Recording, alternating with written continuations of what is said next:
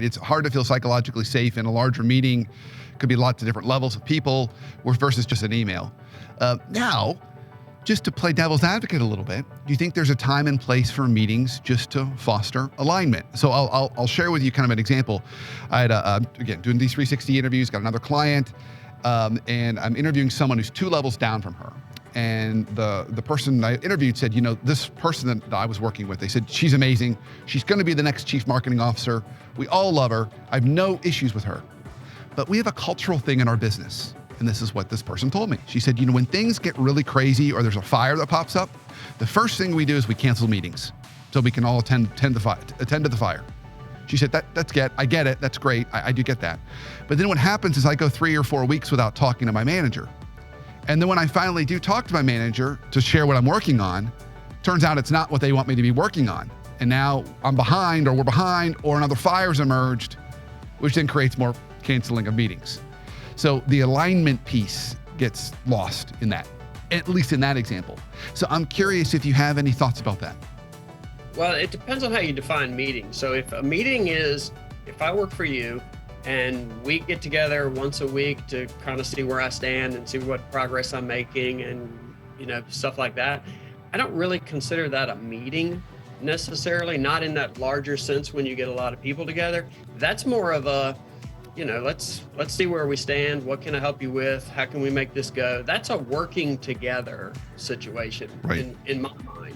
The meeting is more when you get, especially when you get people from different departments and different functional areas, and you think you're going to bring them all together to foster alignment and engagement and everything else, and it tends to fall apart. So those one-on-ones, yeah, it's okay. If you and I were supposed to talk today and a fire came up and you say, hey, we got to work on this, but I'll catch you tomorrow. Cool. Not a problem, especially if there is a direct outcome from us getting together, which based on the example you gave me, sounds like there is. Staying on track, helping me smooth my roadblocks, all that other stuff. It's the broader meetings where somebody says, hey, we're thinking about doing X. Let's get a team together and let's talk about it. Okay. Right away, it's unfocused in general and fuzzy and doesn't make any sense.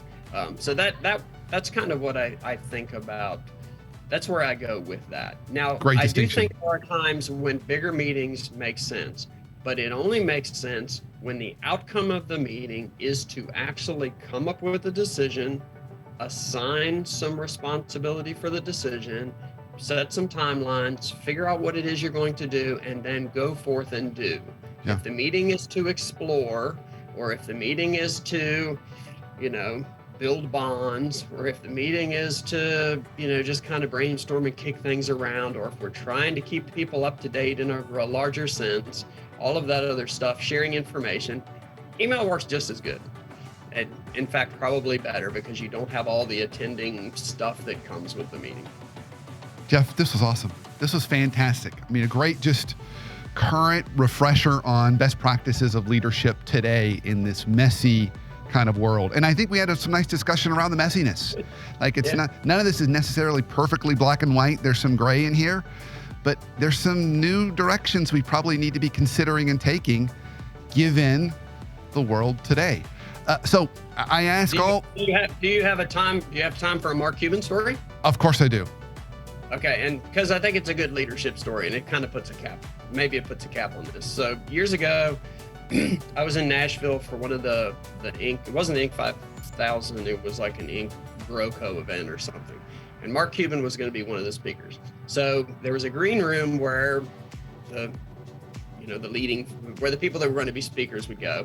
And they had a bunch of volunteers that were there to kind of help put the event on. And one of the guys, he was a college student. His job was to sit by the green room door and just make sure nobody went in there that wasn't supposed to go in there. He wasn't a bodyguard. He was just kind of filtering. So I would go by and I would go in and out and I would see him, and he was there all day. And I finally said to him, do you ever get a break? Like, do they rotate you, whatever? And he said, well, they're supposed to, but nobody has. He said, but that's okay.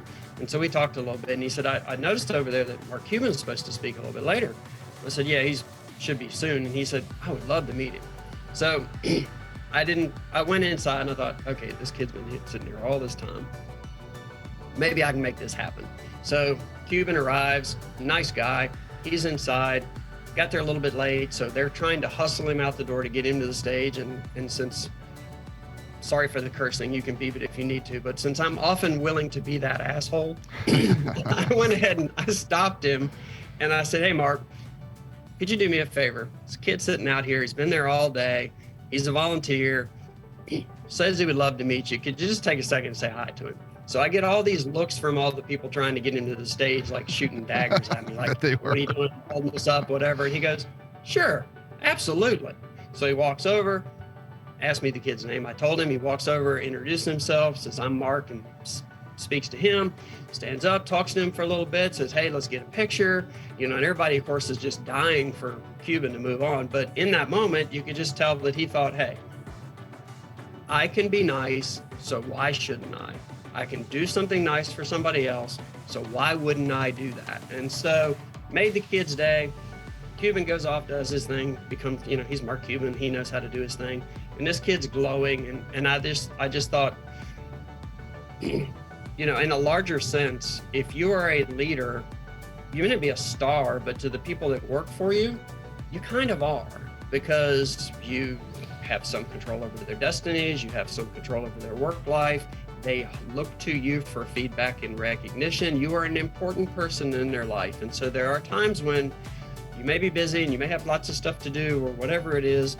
But if you just look and say, "You know what, I can take a second and I can offer a kind word, or I can be encouraging, or I can just stop by and say, 'Hey, you did a good job on something specific,' not just thanks for your hard work, but you did really well on that. And I appreciate it. And it means a lot to me." And that makes such a difference in people's lives, and it costs you absolutely nothing but a few seconds. So that would be my final leadership tip for this time, is just, you have more power than you think you do to make people feel good about themselves. So why not use it? Because it costs you nothing.